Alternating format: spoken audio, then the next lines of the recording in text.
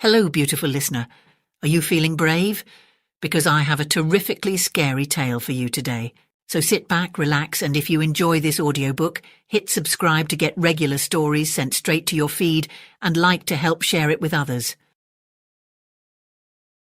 The Book by HP Lovecraft. My memories are very confused. There is even much doubt as to where they begin. For at times I feel appalling vistas of years stretching behind me, while at other times it seems as if the present moment were an isolated point in a grey, formless infinity. I'm not even certain how I'm communicating this message. While I know I'm speaking, I have a vague impression that some strange and perhaps terrible mediation will be needed to bear what I say to the points where I wish to be heard. My identity, too, is bewilderingly cloudy.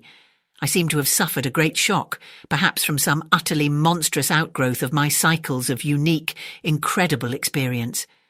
These cycles of experience, of course, all stem from that worm-riddled book.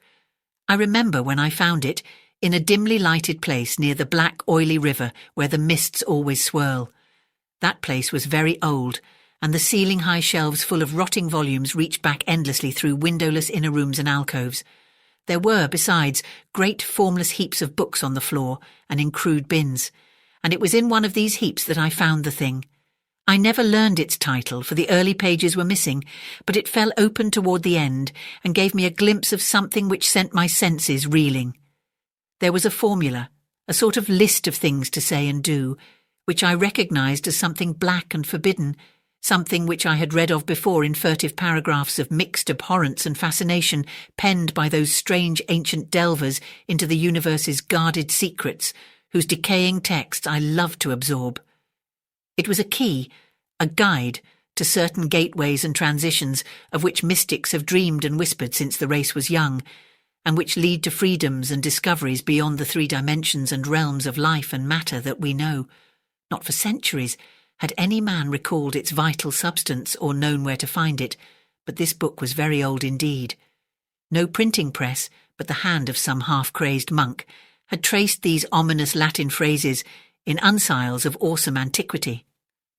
I remember how the old man leered and tittered and made a curious sign with his hand when I bore it away. He had refused to take pay for it, and only long afterward did I guess why.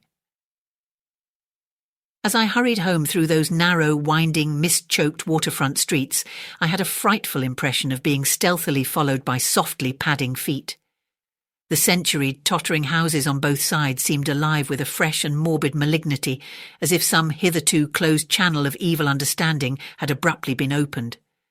I felt that those walls and overhanging gables of mildewed brick and fungus plaster and timber, with fishy eye-like diamond-paned windows that leered, could hardly desist from advancing and crushing me.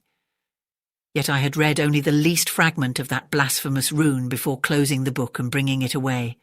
I remember how I read the book at last, white-faced and locked in the attic room that I had long devoted to strange searchings. The great house was very still, for I had not gone up till after midnight. I think I had a family then, though the details are very uncertain, and I know there were many servants. Just what the year was I cannot say, for since then I have known many ages and dimensions, and have had all my notions of time dissolved and refashioned. It was by the light of candles that I read. I recall the relentless dripping of the wax, and there were chimes that came every now and then from distant belfries. I seemed to keep track of those chimes with a peculiar intentness, as if I feared to hear some very remote intruding note among them. Then came the first scratching and fumbling at the dormer window that looked out high above the other roofs of the city. It came as I droned aloud the 9th verse of that primal lay, and I knew amidst my shudders what it meant. For he who passes the gateways always wins a shadow, and never again can he be alone. I had evoked, and the book was indeed all I had suspected. That night I passed the gateway to a vortex of twisted time and vision, and when morning found me in the attic room, I saw in the walls and shelves and fittings that which I had never seen before. Nor could I ever after see the world as I had known it. Mixed with the present scene was always a little of the past and a little of the future, and every once familiar object loomed alien in the new perspective brought by my widened sight. From then on, I walked in a fantastic dream of unknown and half-known shapes, and with each new gateway crossed, the less plainly could I recognize the things of the narrow sphere to which I had so long been bound. What I saw about me, none else saw, and I grew doubly silent and aloof lest I be thought mad. Dogs had a fear of me, for they felt the outside shadow which never left my side. But still I read more, in hidden, forgotten books and scrolls to which my new vision led me, and pushed through fresh gateways of space and being and life patterns toward the core of the unknown cosmos. I remember the night I made the 5 concentric circles of fire on the floor, and stood in the innermost one, chanting that monstrous litany the messenger from Tartary had brought. The walls melted away, and I was swept by a black wind through gulfs of fathomless grey, with the needle-like pinnacles of unknown mountains miles below me. After a while there was utter blackness, and then the light of myriad stars forming strange alien constellations. Finally, I saw a green-litten plain far below me, and discerned on it the twisted towers of a city built in no fashion I had ever known or read of or dreamed of. As I floated closer to that city, I saw a great square building of stone in an open space, and felt a hideous fear clutching at me.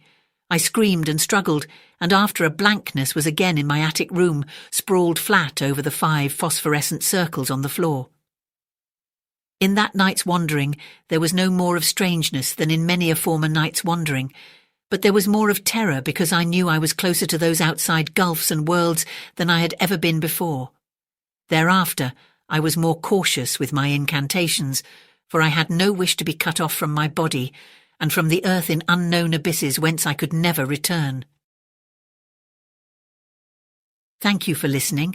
I hope you enjoyed the story, and if you did, please like, subscribe or comment to share this video with others. I hope you have sweet dreams, and don't forget to come back soon for another terrific tale.